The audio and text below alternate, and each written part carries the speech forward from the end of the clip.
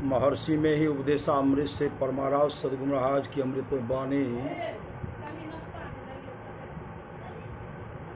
ईश्वर इस आँख से देखा नहीं जाता। बंदो गुरुपद कंज कृपा सिंधु नररूप हरि। महामोह तम कुंज जासु वचन रवि कर निकरो। प्यारे लोगों, कल्याणमय सुख सबको पसंद है। सुख और कल्याणमय होता है, इसको लोग जानते हैं। कल्याणमय सुख को सभी नहीं जानते, बहुत कम लोग जानते हैं। जो मन और इंद्रियों को अच्छा लगता है, लोग उसी को सुख कहते हैं, किंतु यह सुख कल्याणमय नहीं है और कल्याणमय है। कल्याणमय कहते हैं उस दशा को जिसमें कभी कुछ भी आपदा नहीं होने पाए। शारीरिक रोग, मानसिक रोग और बाह्य संसार की परिस्थिति की उथल पुथल में जो अच्छी नहीं लगने वाली बात होती है, मन उससे दुखित हो जाता है। जो शारीरिक और मानसिक रोग से दुखित होते हैं, संसार के सभी भोगों को कोई छोड़ दे नहीं हो सकता है। लोग दो बातों को बहुत ऊंचा स्थान देते हैं,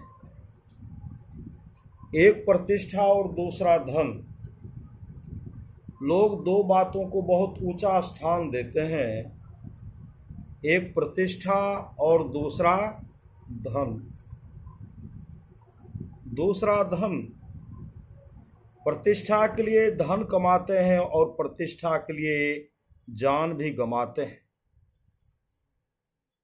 मानसिक सुख और प्रतिष्ठा के लिए धन भी गंवाते हैं। धन को कुछ लोग आंतरिक सुख के लिए और कुछ लोग बाहरी सुख के लिए भी गंवाते हैं, लेकिन आपदा छोड़ती नहीं। धन है तो उसको जोगने की चिंता रहती है, प्रतिष्ठा है तो वह प्रतिष्ठा छूटने न पावे, ऐसा ख्याल रहता है। धन और प्रतिष्ठा में आपदा बनी रहती है। जहां आपदा है वहां कल्याण नहीं है, जहां आपदा है वहां कल्याण नहीं। आपदा विघ्न बाधा को कहते हैं। आपदा वाले कल्याण को लोग जानते हैं। यथार्थ में कल्याण में सुख को बहुत कम लोग जानते हैं। मन और इंद्रियों के आगे भी कुछ है, बुद्धि से भी आगे कुछ है, वह तुम स्वयं हो। तुम न शरीर हो, न इंद्रिय हो, न मन हो, न बुद्धि हो, न बुद्धि ही हो। तुम चेतन आत्मा हो और कल्याण में सुख चेतन आत्मा के साथ नहीं रहता। चेतन आत्मा का पद ऐसा है कि जिस पद के परे और कोई पद नहीं। उस पद पर से गिरना नहीं होता। उस पद पर पहुंचना दूसरे की निंदा करने से नहीं होता। जैसा कि आजकल के लोग मिनिस्ट्री में जाने व मुखिया आदि बनने में करते हैं। वहां तो जिमी हरि शरण न एको बाधा। इस पद को पाने के लिए पैसे खर्च करने की जरूरत नहीं होती, केवल भजन करने की जरूरत होती है। उस पद पर जाने के लिए किसी सवारी की जरूरत नहीं होती, चलने में थकान नहीं होती। उस पद पर चलने के लिए जो जाता है तो चलते चलते आनंद पाता है, थकान नहीं होती। अपना आपा चिन्हते चिन्हते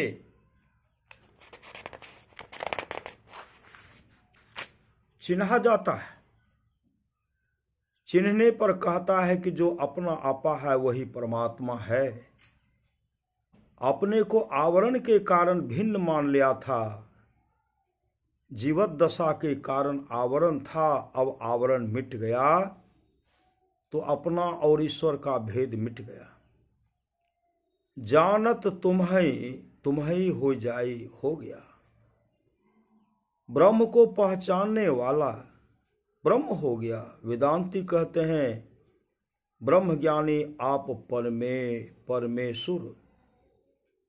गुरु नानक देव जी ने कहा है वहां कोई दूसरी चीज नहीं जिसके अवलंब से सुखी हुआ जाए, वहां अपने ही आपा में निरत होना होता है। नित्यानंद परमानंद के सुख में रहना होता है, तब वह कल्याण होता है जो मनुष्य चाहता है। माया मंडल में रहकर नहीं, माया मंडल से छूटकर उसको पाया जाता है। माया मंडल को कैसे पार किया जाए, इसी का पाठ अभी हुआ, वह सबरी की नवधा भक्ति है। प्रथम भगतिक संतन कर संगा,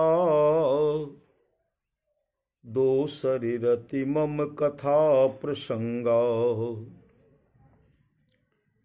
गुरुपद पंकज सेवा, तीसरी भगति अमान। चौथी भगति मम गुण गनो, करई कपट तज गान। मंत्र जाप मम दृढ़ विश्वासा, पंचम भजन सुवेद प्रकाशा। छठदम शील विरति बहु करुमा, निरत निरंतर सज्जन धर्मा। सातम सम मोहि मैं जग देखा, मौते संत अधिक कर लेखा। आठम जथा लाभ संतोषा, सपुन हु नहीं देखहि पर दोषा।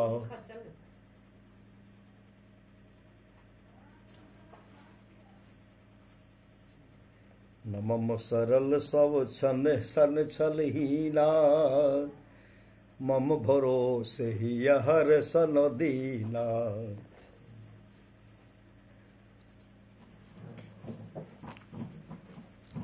सबरी के एक जन्म की कथा है कि वह खिखेरनी थी, दूसरे जन्म में राजा की रानी हुई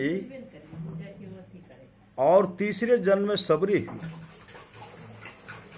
जैसे मकान की नींव होती है उसी तरह भक्ति की नींव सत्संग है। इसमें साधु संत लोग अपनी तरह की वार्ता चलाते हैं। वे ब्रह्म माया जी परमात्मा बंध मोक्ष आदि की वार्ता चलाते हैं, धन प्रतिष्ठा की नहीं। सुकर्म कुकर्म त्याज कर्म ग्राह्य कर्म का वर्णन करते हैं। ब्रह्म के निर्गुण स्वरूप की वार्ता करते हैं। सत्संग से कल्याण और कल्याण का ज्ञान होता है। ईश्वर भजन का प्रेरण मिलता है। मन लगाकर सुनने से प्रेरण मिलता है। मन लगाकर नहीं सुनने से प्रेरणा नहीं मिलती है। गोस्वामी तुलसीदास जी ने कहा है, नित्य प्रति दर्शन साधु के, ओ साधुन के संग, तुलसी का ही वियोग ते, नहीं लागा हरि रंग। मन तो रमे संसार में, तन साधुन के संग, तुलसी आहि वियोग ते, नहीं लागा हरि रंग। साधु के संग में जाकर भी मन कुछ से कुछ सोचे तो लाभ नहीं होगा। इसलिए मन एकाग्र करके कथा सुनो। प्रथम भक्ति संतों का संग करो और दूसरी भक्ति कथा प्रसंग मन लगाकर सुनो। मन लगाकर सुनो तो काम हुआ, नहीं तो नहीं हुआ। लेकिन जो साधु के संग में नहीं जाता है उससे वह अच्छा है जो साधु के संग में जाता है। कम से कम कभी कभी तो वह सुनेगा। असल में मन लगाना सार है। कथा प्रसंग में मन लगता है तो कुछ करने की इच्छा होती है। तब